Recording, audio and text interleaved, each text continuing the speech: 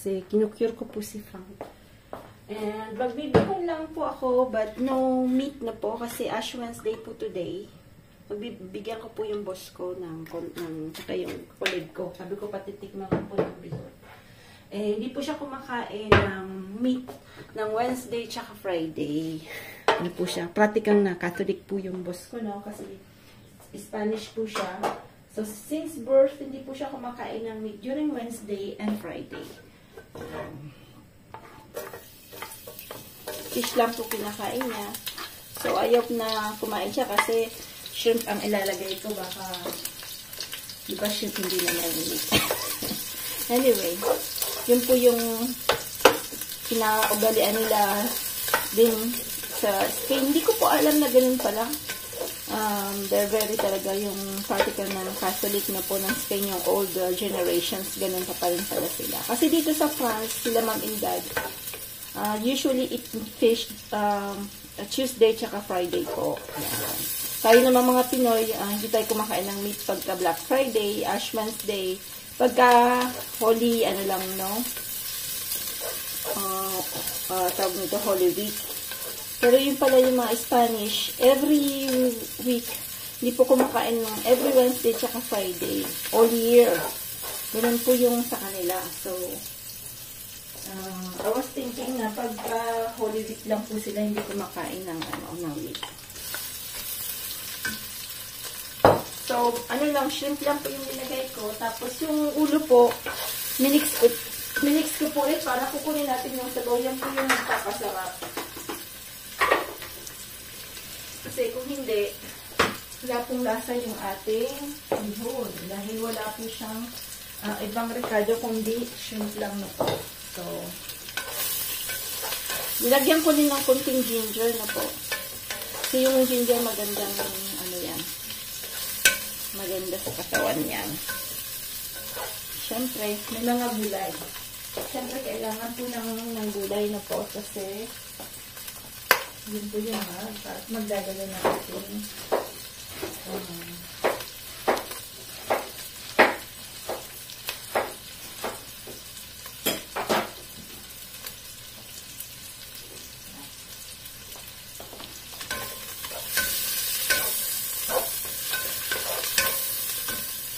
Lagyan natin ang chicken cubes. Naku, meat pala yung chicken cubes, no?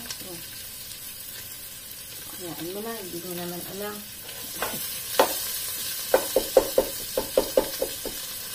Pag hindi naman alam, hindi niya kasalanan ko yun. My God. OMG. Lagyan natin ng konting chicken cubes. Kasi, kung hindi, wala pong lasa yung ating ito. Inom po ako ng konti nito. Si Frank po kasi, kailangan niya talagang uminom ng ginger. Kasi, ang dami niya namang issue na arthritis. Dahil pag malamig, yung problema po dito, ganyan. Kaya, tingin ko po, in time, yung bahay na ito, ibibenta namin, I'm going to buy a small house in Philippines na po. Yan. Sana makana po kami ng medyo malapit sa dagat. Kasi may higit lang sa dagat. Yan. Sana. Hanap ng mura. Dahil pamahal na rin sa Pilipinas, ha. Pamahal na rin po yung mga bagay-bagay sa Pilipinas. So, lalagyan natin ng soy sauce.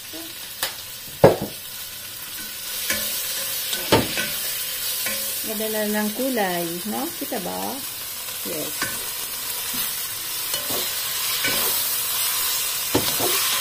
Tapos tatanggalin natin yan po kasi yung bihon kailangan niya ng konting sabaw para hindi po masyadong ma-overcook ang ating tawag nito. Ang ating gulay. Kasi pagka nilagay nyo din po dyan yung bihon, ma-overcook po siya. The thing is, pag na-overcook po siya, hindi masarap. Lupay pa yung gulay na po. Yung dahon hinuhuli ko po ilagay. Yan. So, tatanggalin natin yan ngayon. Ano muna tayo ng luya. Para pumayat-payat si Manay. Tumataba na rin tayo. Ay, Diyos ko niya. Bili nga ako ng bulgur. Yan ang kakainin ko instead rice. Kaya pagpapayat ba yun? Bulgur. Naalala ko yung dati, doon kasi sa pinag-workan ko, nakakita ko ng bulgur. Naalala ko tuloy nung elementary na po. 20 cents lang, no? Yung bulgur. Nutriban, free lang yata yung bulgur. Yung Nutriban, parang 40 cents or 30 cents. Yun. San Vicente na bulgur. Kasi nga, yung malnutrition yung mga Pinoy dati. So, mayroon pong rasyon na bulgur. And I think that is free. Parang free. Nung bata ka pa, pagpatay gutom ka talaga. Sarap na sarap ka na nun.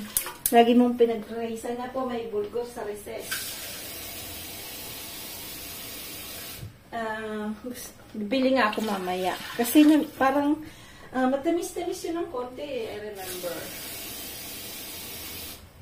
Mula po nung bata pa ako, hindi na po ulit nakatikim ng bulgur. Kaya nung nakakita po ko lagi kong sinasabi, bibili. Pero hindi ko naman natutupad. So,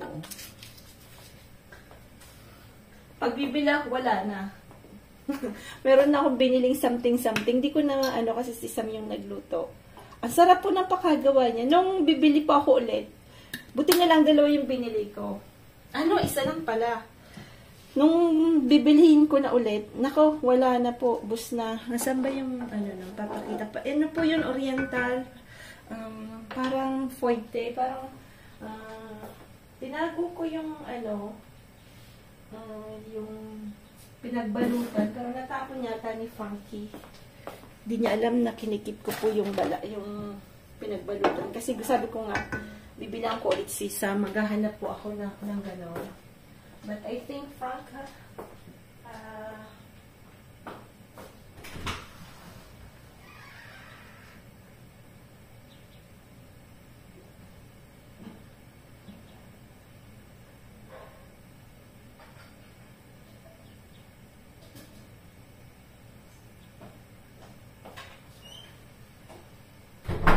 natapon yata.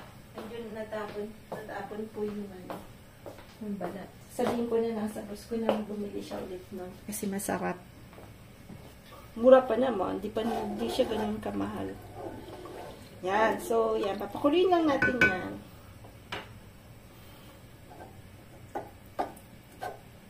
Sana magustuhan. Bait po kasi ng boss ko. Sobrang bait.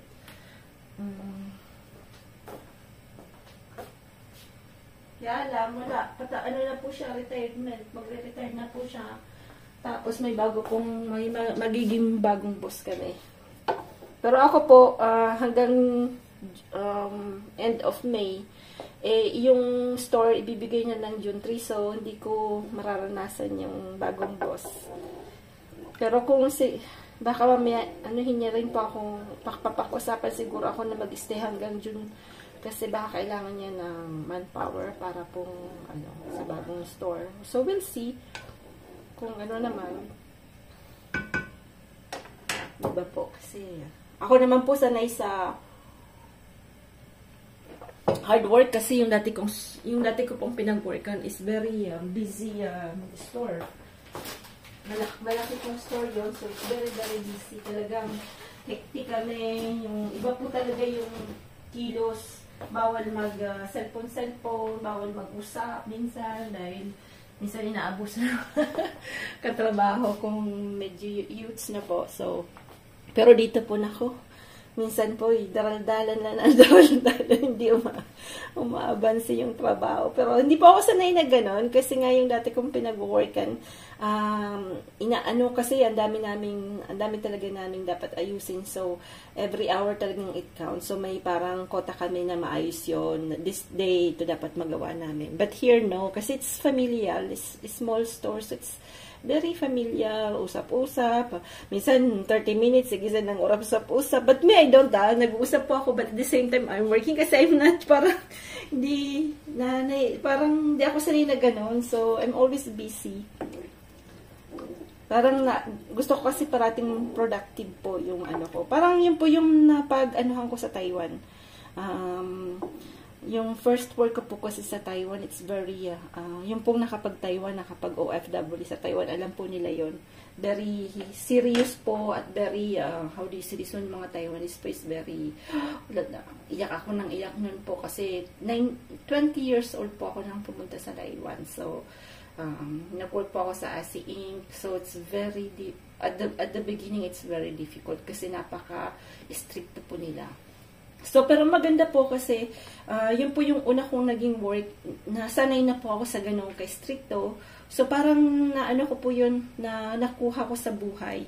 Na now, every time, parang yung makita mo yung iba petiks-petiks, ako hindi ko kaya maging petiks-petiks kasi nasanay po akong ganon. Yan. So, daldal na naman sila na kung ano-ano. So, ilalagay na natin to. So, medyo dadamihan natin dahil namimigay po tayo na po. So, pag-linat naman natin yan, sobrang dami siguro. Hindi pa kumukulo So, pag nagluto pa ako ng pansit, ng bihon, so I always use chopstick. So, I mean, I'm chopstick girl. Sanay po ako sa chopstick.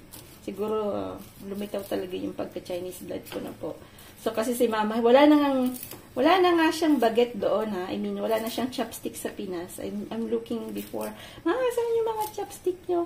Sabi niya, hindi, kasi with the humidity, inaano po yung mga chopstick nila, tag nito, binubukbuk ba, or parang may puti-puti. So, tinarapon po ni Ate Jinky. But me, I can't live without chopstick kasi I always use that. Yung chopstick po, pag nagpiprito, nasanay po ako. Kasi parang sa tingin ko na may mix masyado pagka yung you're using chopstick. So, lagyan pa natin yung isa. Kasi mamimigay nga po tayo. Or, lahatin na natin. Sige, lahatin na natin. Dadagdagan na lang natin ng sabaw.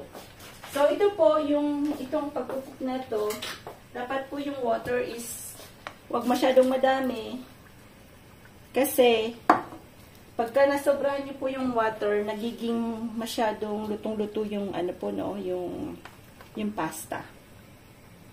Grounded na shrimp natin, yung mga ulo po yan. Yan po yung magbibigay ng taste sa ating bihon.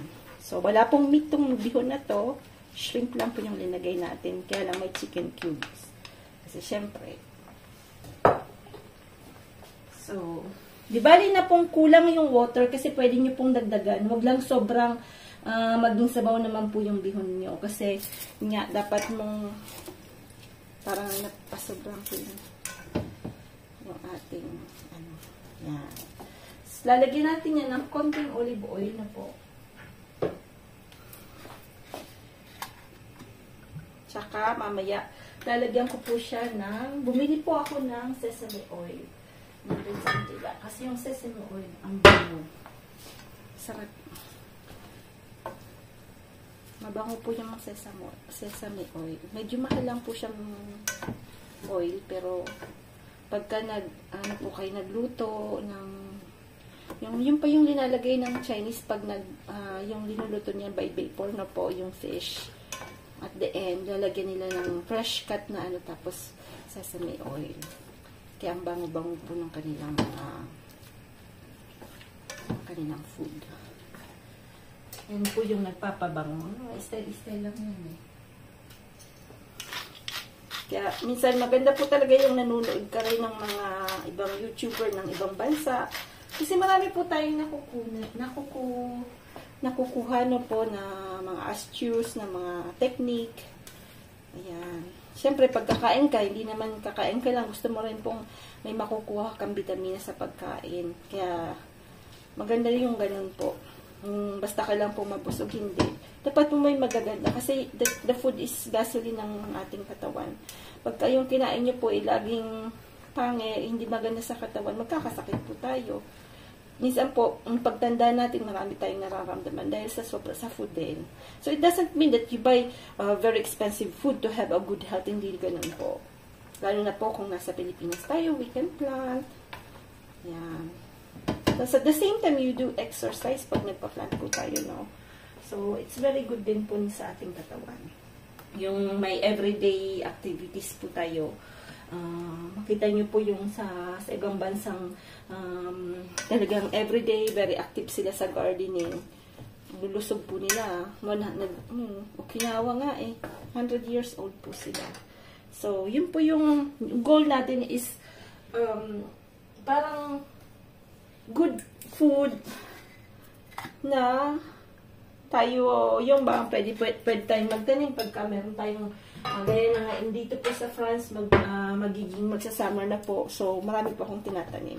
Kasi at least for 6 months, I will eat some vegetable from the garden. Yan po yung, yung goal ko is magkaroon po ako ng vegetable from the garden. Masarap po kasi yun. Ayan, tatakpan lang natin ng konti. Saan ba yung takip nito? Ay, dito pala. Ayan. Tapos ako'y po'y maliligo kasi may pasok po ako today. Titingnan natin mamaya ulit. Ayan. Magandang buhay po sa lahat. Ayan. Parang ayan na. Uy.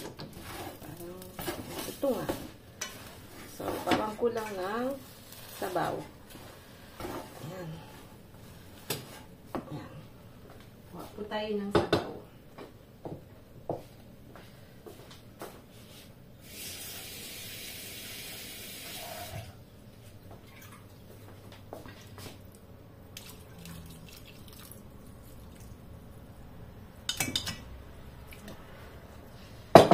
Yan. So, di ba din na pong, tapos lalagyan po natin ng konting, pero sa tingin ko luto na to. Luto na po siya. So, mimix na natin yung vegetable na po. Napadami yung, yung natin. Tawag nito. Yung ating pansit. So, yan.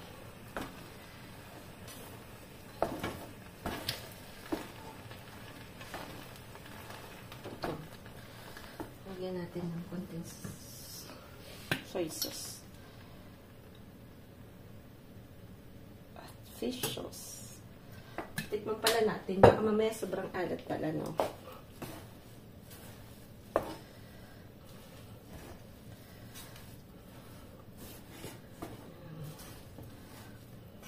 Next time, mas dapat konti lang yung pansit. Napadami natin. Yan, tikman natin to. Lagay natin dito. Ayan po, tigil.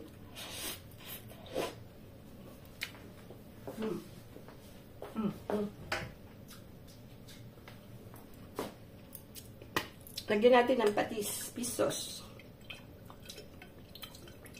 Ayan. Pero masarap na. Yan. Pinatay ko na po yung yung tawag nito.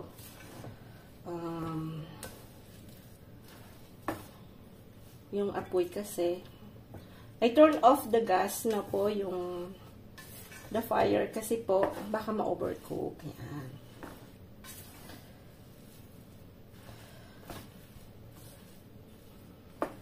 So, lalagyan po natin. Ito po yung fresh cuts ng nito. Dahon ng sibuyas na po. Pampasarap po kasi yan. At maganda po yan sa katawan. So, dito po ang maganda sa France, kahit winter, tumutubo yung sibuyas. So, all year, mas pangit po siya pagka summer. Mas gusto niya yung malamig. Kaya, ayan, tinanim ko po yan nung nung mga na po October yata or so, tingnan nyo po, meron pa rin maganda po yung sibuyas, yung daw ng sibuyas sa sa pansit, sa rice. So,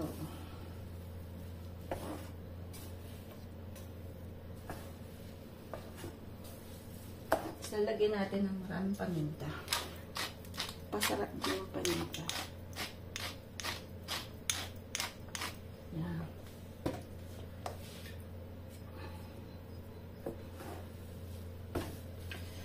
Lagyan pa natin ng dahon. Para lalong gumanda sa katawan. Yung ko po, yung butchers. Hindi po masyadong mahilig sa gulay yun. Ganyan mo, para kumain siya ng gulay. Hindi siya masyadong kumakain ng gulay eh. Yan. Tapos lalagyan natin yan ng mamaya ng ano po, lemon. Yun po magbibigay ng something din sa ating. Lagyan din lang natin ng konting olive oil kasi parang hindi siya yung pala, lalagyan po natin ng sesame oil. Yun, kunin ko lang po sa kabilang magaling.